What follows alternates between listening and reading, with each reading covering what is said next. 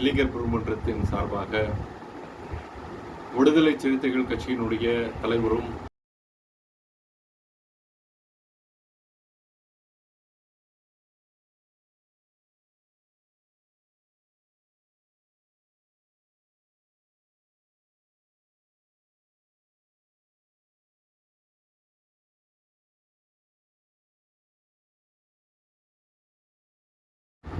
அனைத்திந்திய இளைஞர் பெருமன்றத்தின் சார்பாக விடுதலை சிறுத்தைகள் கட்சியினுடைய தலைவரும் சிதம்பரம் தொகுதியினுடைய நாடாளுமன்ற உறுப்பினருமான திரு தொல் திருமாவளவன் அவர்களை சந்தித்து அவருடைய டெல்லி இல்லத்திலே சந்தித்து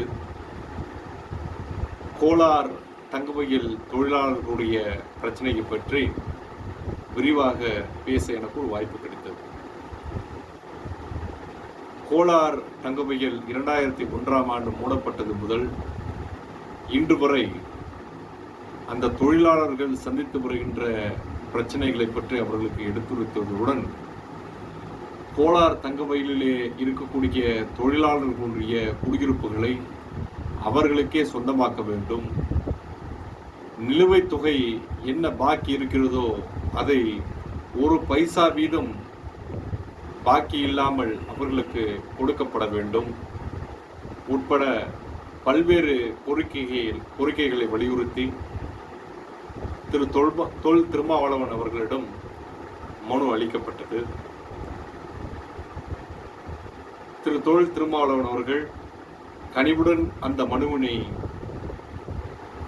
படித்து வருகின்ற நாடாளுமன்ற கூட்டத்தொடரிலே இது குறித்து கேள்வி எழுப்புவதாகவும் உரை நிகழ்த்துவதாகவும் வாக்குறுதி அளித்திருக்கின்றார்.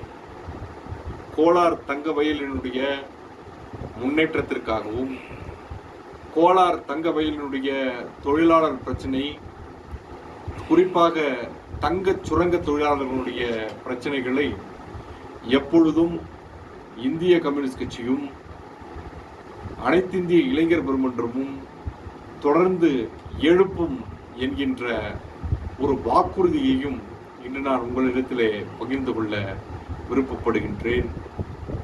இந்த தொழிலாளர் பிரச்சனை குறித்து தொடர்ந்து போராடி வருகின்ற இந்திய கம்யூனிஸ்ட் கட்சியினுடைய கோலார் மாவட்ட குழு, அதனுடைய செயலாளர் தோழர் ஜோதிபாஸ் அவர்கள், இவர்களுடைய உதவியோடு ஏஐஒய்எஃப் அனைத்திந்திய இளைஞர் பெருமன்றம் தொடர்ந்து தொழிலாளர்களுடன் நின்று போராடும், அவர்களுக்கான உரிமைகளை பெற்றுத்தரும் வரை ஓயாது என்பதை இந்த நேரத்திலே உங்களிடத்திலே நான் பகிர்ந்து கொள்ள பெருமகிழ்ச்சி அடைகின்றேன்.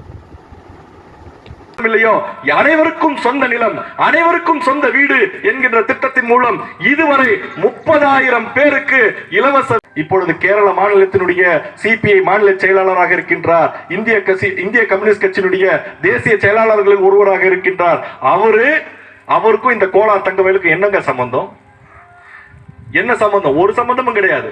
ஆனால் கோலார் தங்கவயலை திறந்திடு, கோலார் தங்கவயல் தொழிலாளர்கள் அவர்களுடைய குடியிருப்பை சொந்தமாக்கு என்று பல்வேறு கோரிக்கைகளோடு தோழர் ஜோதிபாஸ் அவர்களுடைய தலைமையிலே நாங்கள் டெல்லி சலோ என்று டெல்லி ஜந்தர் மந்தரிலே போராடிய பொழுது அங்கிருந்து கேரளால இருந்து வந்து டெல்லியில இறங்கி ஜந்தர் மந்தர்ல நமக்காக குரல் கொடுத்தவர், இந்த கேஜிஎஃப்காக குரல் கொடுத்தவர் யார் என்று சொன்னால் தோழர் பினாய் விஸ்வம் எக்ஸ்-எம்பி.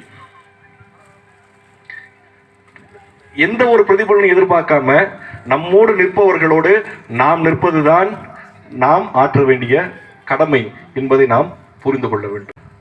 ஜாதி பார்ப்பது கிடையாது, மொழி பார்ப்பது கிடையாது, மதம் பார்ப்பது கிடையாது, இனம் பார்ப்பது கிடையாது. நாங்கள் எல்லாம் இந்த உலகத்திலே தோழர்கள் என்கின்ற நோக்கத்தோடு கம்யூனிஸ்டுகள் செயல்படுவதன் காரணம்